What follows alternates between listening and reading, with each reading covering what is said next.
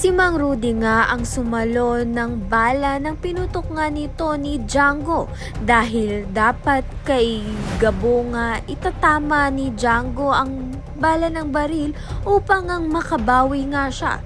Subalit si Mang Rudy nga ang nakasalo ng bala. Kaya naman nga't dahil may tama na nga itong si Mang Rudy ay dinala na nga agad ito sa ospital. Doon nga kinikailangan nga ng pamilya nito ni Gabo ng malaking halagang pera upang ang maoperahan ng kanyang ama. Kaya naman nga't kung ano-ano ngang hinanap ni Gabo na trabaho upang nga makakuha ng pera. Sumali pa nga sila sa gay bar upang maging macho dancer dahil kinikailangan nga talaga ni Gabo ng pera upang maoperasyon nga ang kanyang ama na si Mang Rudy. Subalit, may isang ang nakakagimbal na pangyayari dahil nakalaya na nga itong si Tatang kasama nga ito ni Gabo sa kulungan.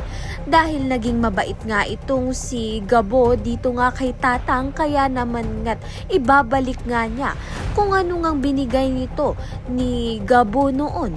Kaya naman nga't may misyon nga itong si Gabo na makita nga ang isang sindikato kapalit ng 100,000 piso.